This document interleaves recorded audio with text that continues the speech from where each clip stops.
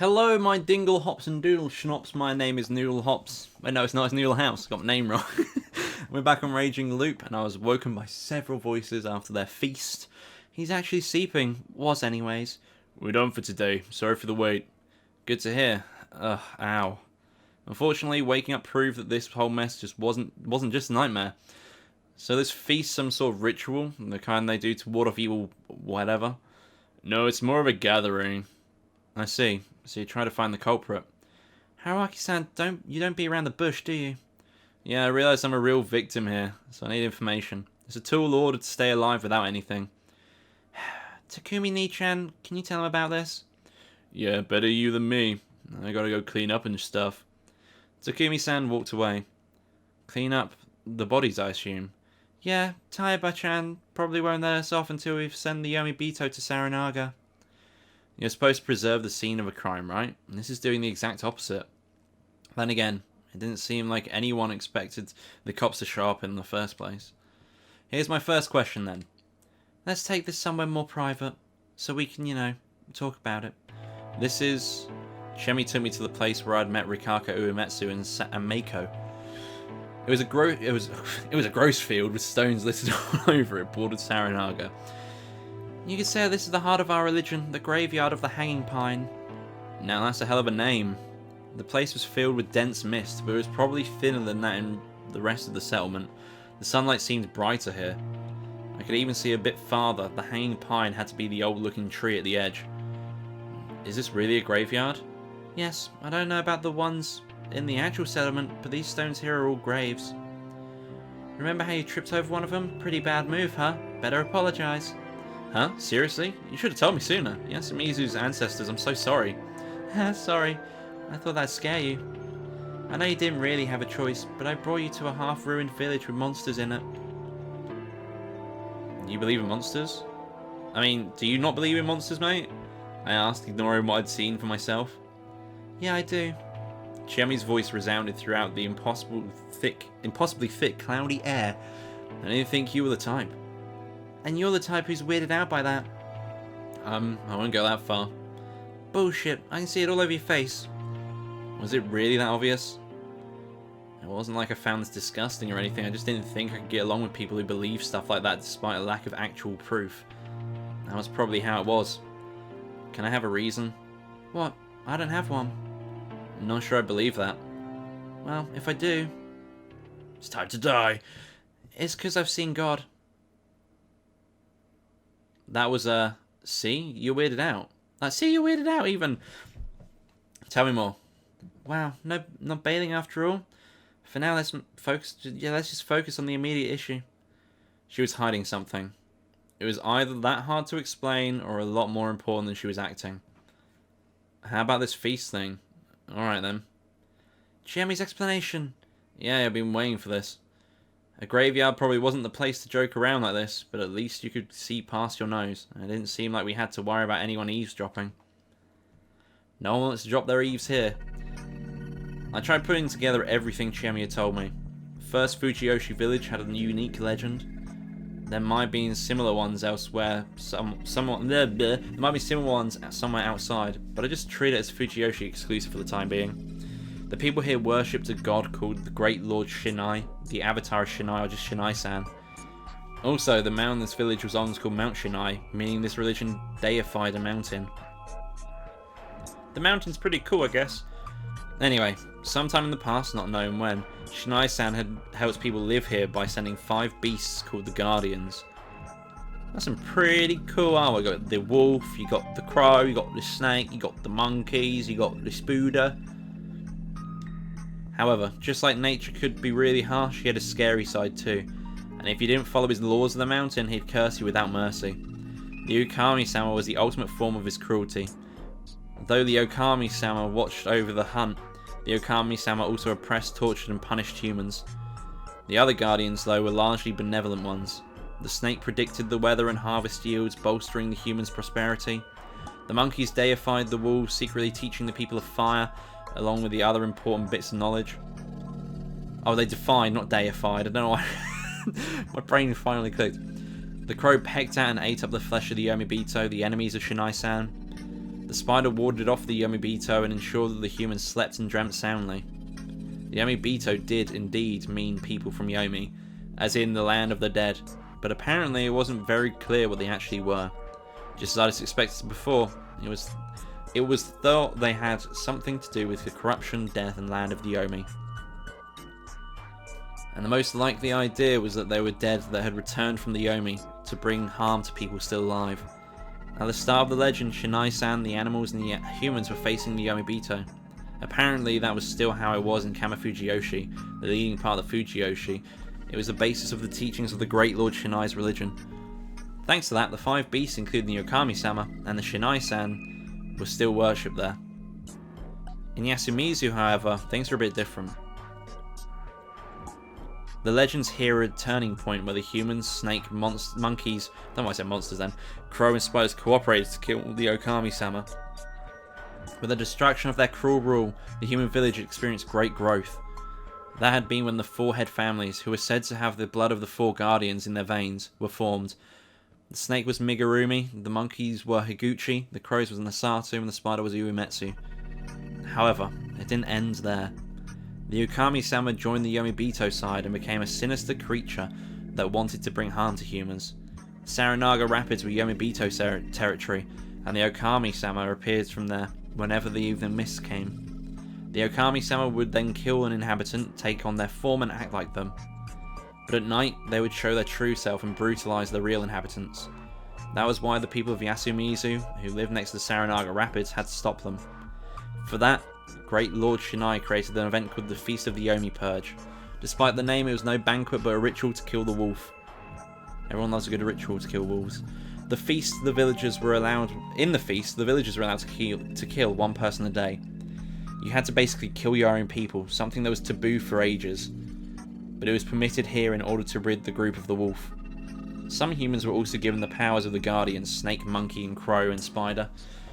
It was like a banquet of betrayal, and they drank some sake and chose someone to kill. That more or less explains everything. I see. It was a lot to unpack, but I got the gist of it. Basically, it's town of Salem. The humans betrayed the Okami-sama, one of the guardian divinities, and were still paying the price. But there were some points I still didn't really get. I won't tell this to anyone else but you. But I'm pretty sure I saw the Okami-sama. No way, where? I just took a peek through the space in the outhouse door, so I didn't get a good look. I couldn't tell her that I'd had a realistic dream where I was killed. I had a human body and the head of a wolf, I think. No way. Can I take that as he seriously saw it?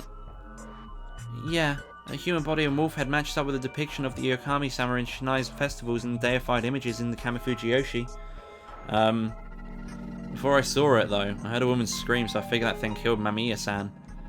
Was that the brutalization you told me about? I mean, if it killed and replaced her, you wouldn't have a body, right? You wouldn't have a body, right? Sorry, fucking words. I didn't realize it was him. Sorry, I forgot to tell you something. Shinai-san's very strict with his laws, and gives various punishments to those who break them. You mentioned something like that. Basically, they broke the rule preparing for the feast by bathing, locking up in a room all by herself and sleeping. That's why it's believed they died to the corruption. I couldn't see how you could get such mutilated corpses from something called the corruption. There was something more important. Basically, you didn't tell me about the laws and turned me into a toilet man so I could die, huh? No. Listen, I honestly thought there was no way an outsider could survive. But I wanted to at least find a way that gave you a shot making it through the night, because I didn't want to let you die. And look at that, I actually survived. Yeah, sorry, but I really didn't expect this. Shame I didn't get a splosh, huh? What? Don't be like that. I'm actually really glad you didn't die. I wasn't sure how to feel about this, but hey, at least you tried, right? So that scream really was Mamiya-san's, huh? Or was it someone who got brutalized? No, I'm not really sure. From what you told me, it's possible that that was your scream, and the Okami-san already replaced you, and you're gonna kill me. Well, it's possible. But I know full well I'm not a wolf, and that's what I'm gonna say. Just like everyone else, huh? Fair point. Now this was a predicament. Question 1. Ask away. Are those marks the only proof that there are 2 wolves? I recalled the strange symbols on the large rock, the 2 warped diamonds with spirals inside. Yeah, that mark represents the Okami returning from Yomi. So since there are 2 marks, it stands to reason that there are 2 wolves. So it's speculation. Not much reason to question it though. We have these annual mountain festivals and there's always a guardian costume parade. The number of wolves in the parade is announced in a similar way. So it's normal for there to be multiple wolves, huh? Yeah, in Shinai-sama's shrine, for example, you have 3 wolf statues. For the festival, the Miguruma divine... Oh my god, words are hard. For the festival, the Miguruma divine the number of wolves or something, and then record that number overnight. By leaving those marks on the stones, huh? Wait, I reckon she's the spider. Because if she's the spider, she could have put his name on a piece of paper and protected him. No, Kama Fujiyoshi doesn't have a Akiba. Those stones, I mean, so they apparently draw them on the shrine grounds. She's got to be the spider, like 100%, got to be. There's no other way that I would survive, surely. Apparently. The people of Yasumizu are taught to wait for the guardians in Yasumizu, so I never saw the masks myself. So one of those marks in the Kama Fujiyoshi mean 1 wolf from the parade. Not exactly. The wolf sign in Kama Fujiyoshi isn't as warped for one. The marks with the spiral and the diamond is only the sign of the wolves that came back from the Yomi. It's a Yasumizu thing, so they don't have it in Kama Fujiyoshi. I see, but still, the number of wolves and marks match up. Yep, a 3-wolf festival is considered good luck there. Chemi herself didn't look the least bit happy to talk about it. Anyway, all I had to take from this was that there was mostly 3 Okami-sama wolves. At most 3 even. I had to fix my perception of the situation. The wolves were a group of 3 werewolves. One of them apparently being a child, a mother, and a father, looking at the picture now. I wasn't too well versed in myths and folklore, but I certainly hadn't heard of any Japanese myths about werewolves or wolfmen. I did hear of Jinmenken. What's Jinmenken? I need to find out what Jinmenken is now, just for my own sanity. And of possessions by fox spirits, but werewolves did seem like a very European thing. On the other hand, the fact that there were 3 of them seemed pretty standard. I guess it had something to do with presentation, trinities and all that. Though, the idea of 3 werewolves does seem a bit excessive in terms of content. Anyway, I now had a better grasp of the situation, and that made it easier to understand what was going on here. What about the humans who got guardians? How many of them are there? There are 2 monkeys, but only 1 of the rest. I see. So there are 5 guardians and 2 wolves, and the rest are humans. That's pretty bad that there's 2 wolves. Because that makes them strong? That's one reason, but you can only kill 1 per day, right? If there's multiple, getting them all would take more time. Oh yeah, I just realised the crow would be kind of pointless if there was only 1 wolf. Why? The crow's ability lets them tell whether the corpse is a wolf or human, right? That means that the wolf doesn't transform back into a wolf even when it dies. The corpse stays human. That makes the crow's power useful. You wouldn't be able to tell if a wolf was dead otherwise. Yeah, that's true, but what does that have to do with the number of wolves? Imagine if there was only 1 wolf. They killed him. What happens next?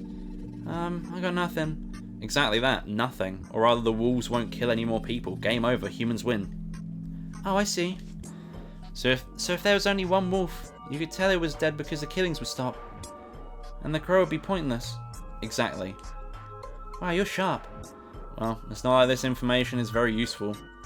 I'm still impressed by how you keep cool in this mess. You're not just some student, are you? What? What else could I be? A serial killer? Never. A detective? I like that. I'm a famous detective who came to solve a difficult case in the countryside, Seishi Yokomizu's world. And you normally investigate affairs and debts. Wow, I got real quick. Anyway, I got more questions. How many people can wolves kill per day? It'd suck if everyone got killed overnight. That won't happen, remember the snake? They need to ask the mountain who's what. True, and the spider would be pretty useless if they just protected 1 human while everyone else, including them, died.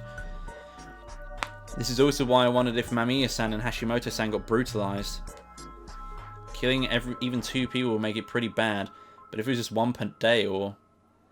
Well, that raises another question. Why do these supernatural monsters even need to follow rules like that? Oh, shit, I've read that in her voice again. Is that weird? Of course it is. Imagine if there were 3. 1 corpse would barely serve as a snack. I don't think they're attacking people just because they're hungry. Oh, so they're just out for revenge? Not really sure, but it doesn't seem like they're doing this because they want to. I feel they have their own laws they have to obey. That was what bothered me so much. The Feast of the Yomi Purge had rules, and breaking them would mean being taken by the corruption. Some sort of supernatural punishment from Shinai-san. If this was really just divine retribution, surely you would want the Yomibito done away with immediately. However, instead, the humans retained the aid of their guardians, and only one kill was permitted each day. Even the wolves couldn't break that rule. Were the laws of the mountain equally binding to the man and wolf? In Christian theology, both humans and Satan were God's creations, equal before him and all acting based on his master plan. Was the god of the mountain similarly inclined? A legend of slain wolves and their revenge. Was it really that simple? Or was there something else going on? It was quite scary. And I wanted to know all about it. I guess we should at least ask the elders how many people the wolves kill. True. But is someone really going to die again tonight? We already got 2 casualties, and for all we know, those the wolves replaced might be dead too. Hold on, they're cleaning up the bodies, right? We got to check them properly to see if there aren't more than 2 bodies or anything. Kanzoji-chan checked it first thing this morning. There are only 2 people's worth of bones and guts. Huh? Really? Does he have experience doing this kind of thing? He's a hunter, so he's used to butchering animals. Well, that makes sense.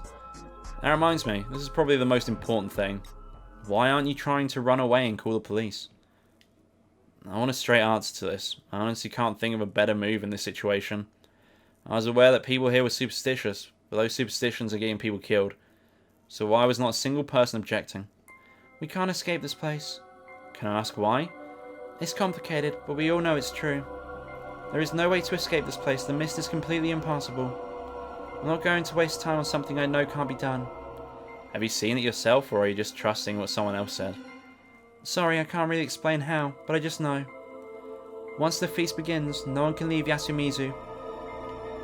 So it wasn't logic, but blind conviction. Or perhaps she subconsciously gains that knowledge through some experience. Yeah, as if.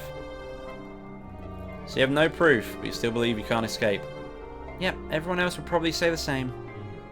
What are the odds that your blind faith is in something that's total bullshit? Well, higher than 0.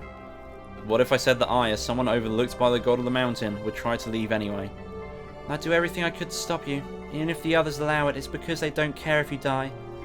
That was pretty scary. So you're worried about me? More than anyone else here. Thanks, I can just feel the love. Love? She was going all red on me now, and seems to be taking it pretty far for an act. No, I just have a conscience. The others here don't then?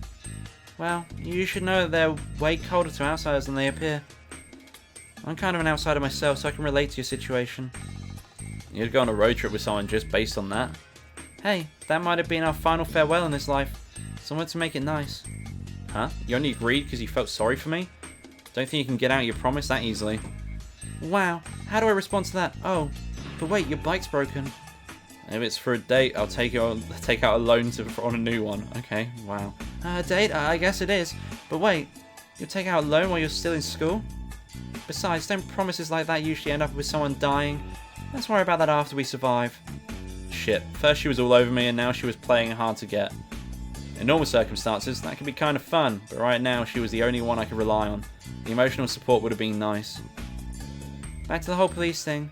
Really, you can't expect much from them here. Because it's supernatural? Well, that's one reason. But we also have one officer in Fujiyoshi.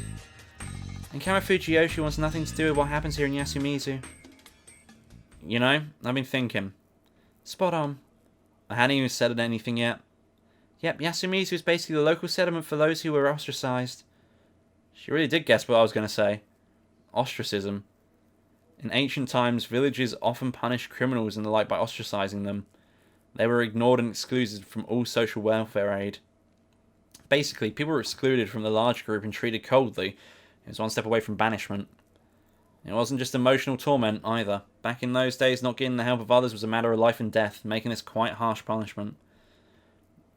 Did you all do something? Most of us did nothing. The Makishima, Yamawaki, and Muro families have been here for the generations. Can you keep a secret? Sure. Carrie Uribe-san was originally an outsider who married into the Higuchi family, but her husband messed up somewhere down the line and died. I hear she was forced to move here with Yasu-kun, who was still very little. Well, that wasn't a pleasant story. I had heard ostracism still survived even in this day and age. Some rural groups still brazenly cut off your gas or water supplies if you didn't fit in. Then again, neighbours in cities had their own communication problems. Basically, humans really hadn't changed much over the years. Still, ostracism because of family troubles in this day and age? It seems so weird, ugly, and behind the times even. Then there's Mochi. He was Nasato family's heir apparent. Guy's an actual blue blood. Huh? Really? Yeah, he and Kiyonosuke-san are uncle and nephew. They were nothing alike. Mochi's a bit weird though, so he was put up for adoption and sent to Yasumizu. Oh yeah, Kiyonosuke, she had said something like that. Sheesh, what century do they think it was? What about you? I did an oopsie. Did you use to be a bit wild? You don't like that? No, I'm actually into that. Wow, you really go all in, don't you? Without pulling hit and runs, I really had no choice. And I feel this is a good time to end the episode. If you like this video, don't forget to leave a like in the section below. If you want to see more of this, and do subscribe to the channel as I'm trying to upload as frequently as possible. Thank you for watching, and I'll see you next time. Bye-bye.